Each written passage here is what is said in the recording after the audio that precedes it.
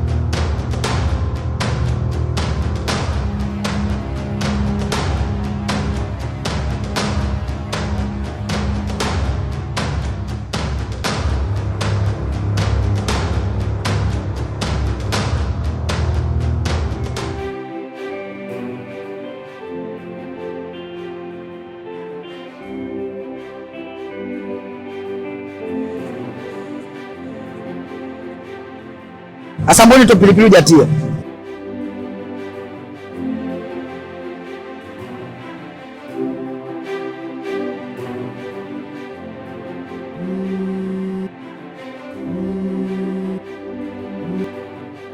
Wewe vipi na wewe asubuhi? Baba, huwezi kuamini. Yaani leo siku imeanza vibaya sana. Kuna nini tena? Mke wangu baba, mke wangu nimekuta message za mapenzi kwenye simu yake. Yaani anachati na mtu mwingine kimahaba kuliko hata anavyochatigi na mimi. Hii ni haki baba? Unaona nani haki? Hapana, hii sio haki kabisa. Sasa huyu mwanamke mimi sijui hata nimfanyaje baba. Nitakuja nimpige, nimuue, nipate kesi mimi nikafungwe. Wewe usimpige. Mimi nakuja hapo kulisolve hilo tatizo. Sawa baba, njoo tu solve kesi. La sivyo mimi sijui hata itakuwaje. Wewe njoo tu baba, yani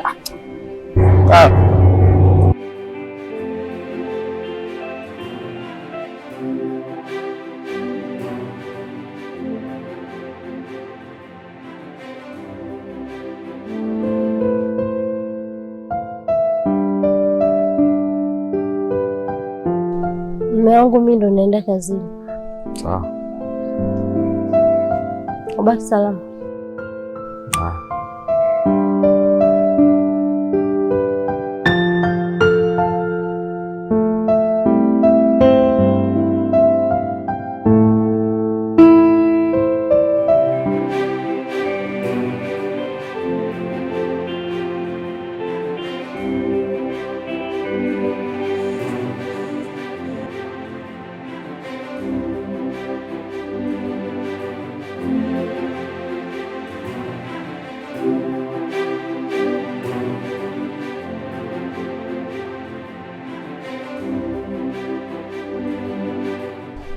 Karibu baba, shikamoo.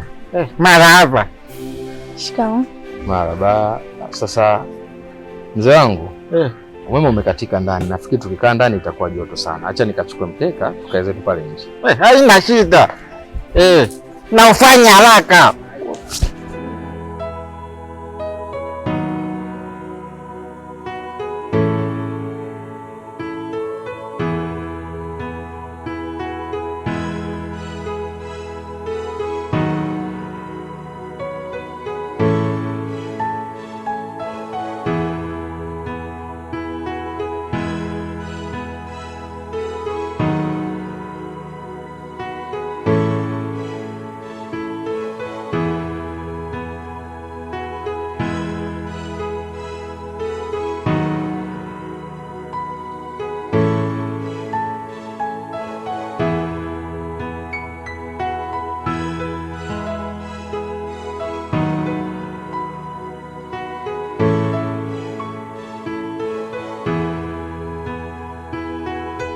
Karibuni jamani wageni, sijui mnatumia soda gani? Mimi hapana. Papa, kwenye hiyo 600 mimi naiomba. Utakuwa na kazi nayo. Baba bwana. Bwana huyu niliyemleta hapa, huyu sasa ndo atakuwa mkeo mtarajiwa.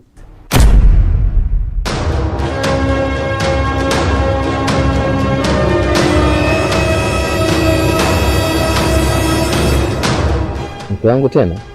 Unashtuka nini sasa? Nilikwambia nakuja kusolve hiyo swala lako na huyo mkeo msaliti. Sasa baba, sawa nimekuambia uje tusolve, lakini ndio usolve kwa namna hii. Kuna nipangia namna ya kusolve tatizo sisi. Sasa sikiliza. Huyu nakuozesha leo, hapo na huyo mkeo msaliti tunapiga talaka. Na hiyo sasa ndio itakuwa dawa yake.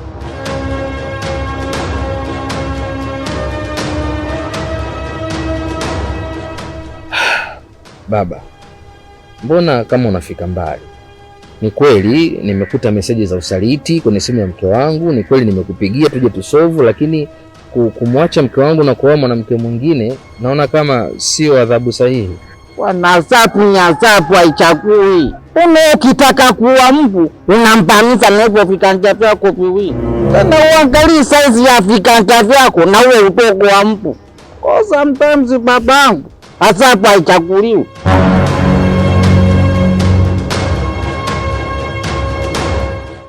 Okay, sawa. Sasa una uhakika gani baba kama na huyu naye hata ni chiti? Asante sana kwa swali hilo bwana mkurugenzi. Hapo umekuja patamu sana. Huyu binti bwana huyu binti mimi namwamini sana. Yaani katika kijiji chetu huyu ndo katulia. Kwanza ni msomi, pili ana adabu, tatu ni namba hii.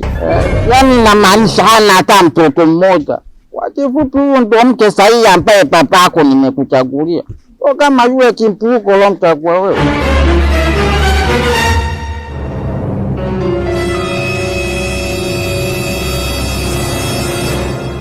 Lakini baba, ungenipata muda kidogo tunifikirie. Bwana hakuna cha kufikiria hapo bwana wewe.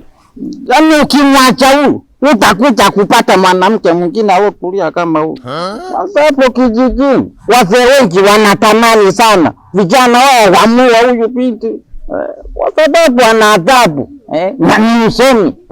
Hapo kijijini hapo ni peke yake ndo amesoma.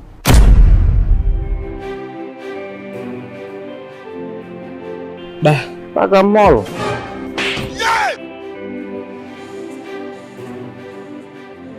Lakini baba, hakuna tabakini pana wewe.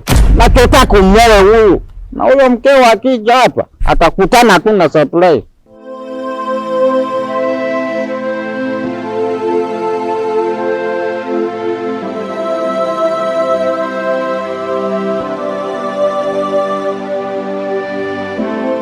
Basi sawa baba, mimi nimekubali. Hata hivyo ni kweli bwana, mimi siwezi kuishi na msaliti kama yule bwana.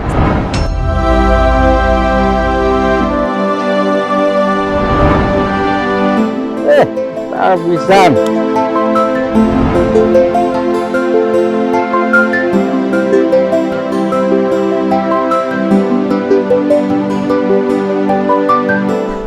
Kwanza kabisa niseme asante kwa kukubali kunioa mimi, na ninakuahidi mimi siwezi kuwa msaliti kama yule mke wako. Kwanza mimi nimefunzwa kwetu, nina adabu, baba mwenyewe anajua.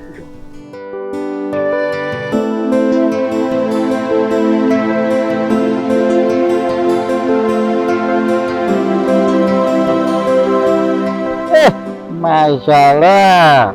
Papa nakwambia hapa hakuna haja kuchelewa. Unatakiwa uite shehe hapa, tie upande mmoja chapu. Na huyo mkeo akija huyo akutane tu na surprise babu fuku. Wow, baba huyo. Shikamoo. Wewe shika ya kwako kama ni dini. Juliana. Lavina.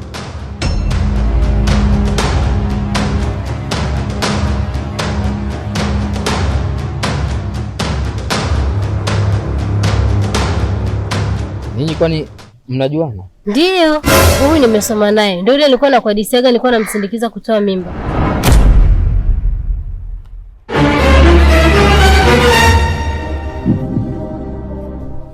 Mimba tena jamani? Ndio baba, ametoa mimba kama 9 hivi ili mume wake asimshtukie.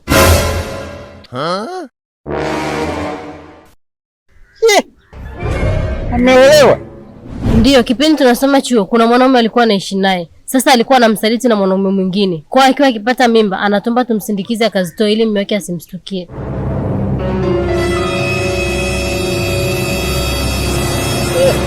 Sasa baya pia. Karibu shoga yangu. Hivi yule mtoto kwa kiume bado upogo naye au ndo babake alishindaga kesi akamchukua? Wewe ni labuna mengine tuyaache ya nini hapa? Haya jamani, karibuni sana. Mtu kwanza mara moja.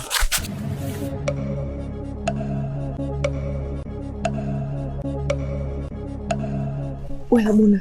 Sasa nini kumefanya hapa lakini? Sasa shida iko wapi? Huyu hapa ni mume wangu, hapa ni baba mkuu wangu. Kuna shida gani hapa? Kwa nini usiunge kodi na kufanya hivi kabisa hivi lakini uelewi?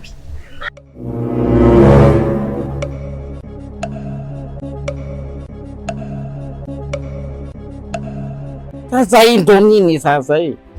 Nikuulize wewe, si umekuja na huyo mtu wako baba? Lakini huyu binti pale kijijini wanamsifia sana. Lakini wanawake bwana. Tunafanyaje? Mimi nafikiri hapa tuachane na huo mpango wako, kama vipi tuangalie namna nyingine ya kusolve, mimi niendelee na mke wangu. Hatuwezi kuliacha hivi hivi. Mimi nishajua namna ya kufanya. Twende.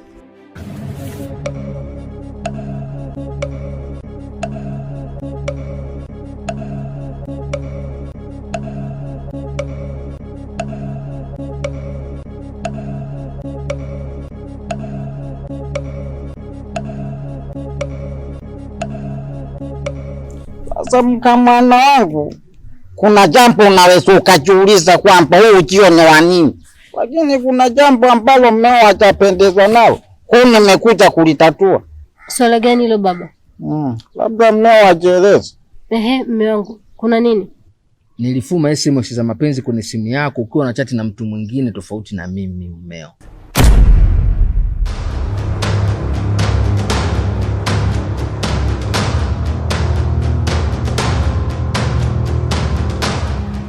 Makubwa.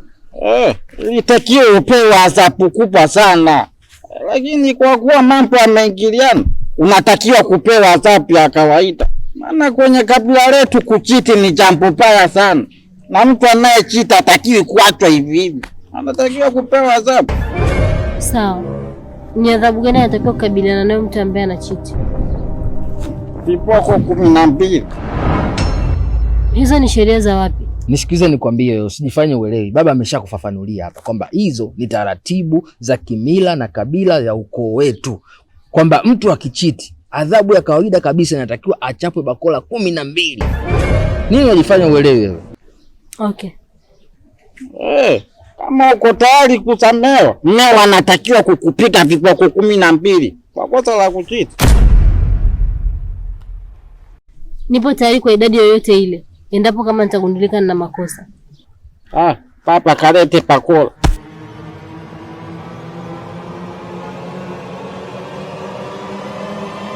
Nakosa nikusindikize.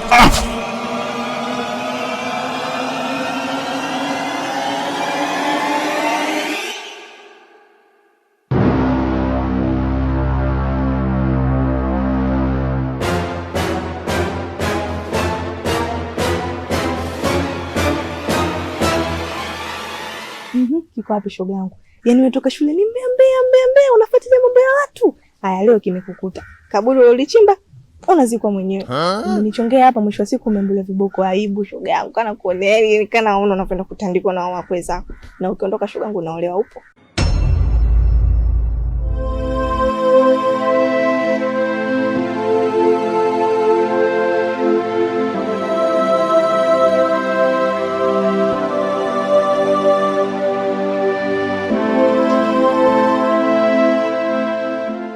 Sasa jamani, mimi naona tusipoteze muda, tumalize ile jambo, kila mtu apate mambo yake.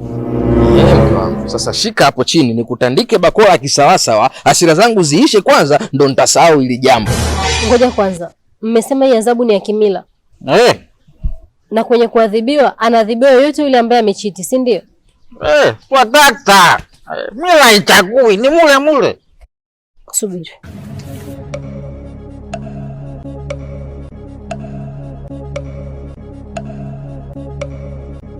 Message ulizozifuma si ndo hizi? Ndo hizi hapa baba. Tizama hizi message kabisa kabisa, mwanamke wa mtu anachati na mtu mwingine message za mapenzi za mahaba kama hivi. Ikiwa mtu wake yupo ndani katulia, achati naye kama hivi anapochati na mwingine hivi. Unaona? Na sasa unaona baba? Tizama. Mimi nitakuwa namuonea huyo mtu kweli, nitakuwa namuonea.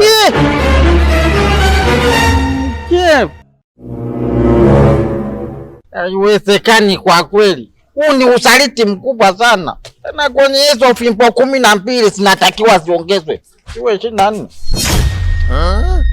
Baba hata hivyo 24 vidogo. Mimi naona tumchape bakora 40 huyu. Viboko 40 havitoshi, apigwe viboko 50. Wao usaliti ni mkubwa sana. Basi, hizo SMS ninazoziona hapa sio za kwangu bali ni za mume wangu.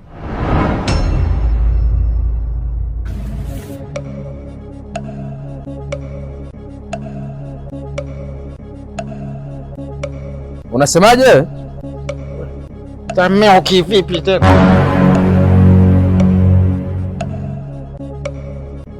Nilikuta message za mapenzi kwenye simu ya mume wangu akiwa anachati na mchepuko wake.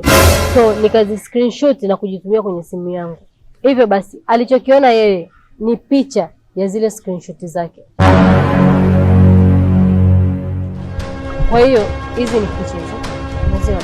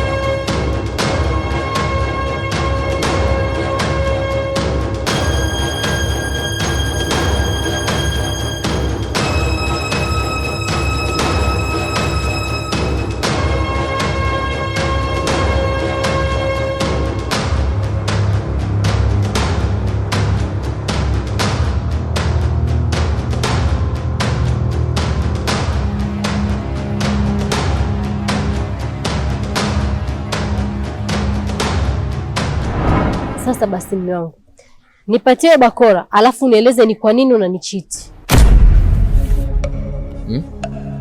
Haya papa. Weka mpototo hapo chini. Wekele. Lakini mke wangu, haya maswala yanazungumzika haya. Kama ungetaka tuzungumze, ungenisubiri nirudi tuzungumze, lakini wewe ukaamua kumshirikisha mzee. Sasa basi, hapa tunaenda kimila, lala chini. Sawa. Wewe ngoja tufuate tu utaratibu wa kimila. Weka futa hapo, weka futa.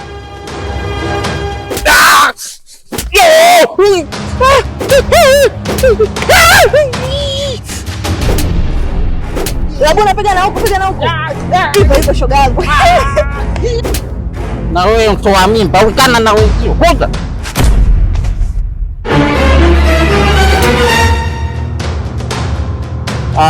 Wewe kapana wewe hivi.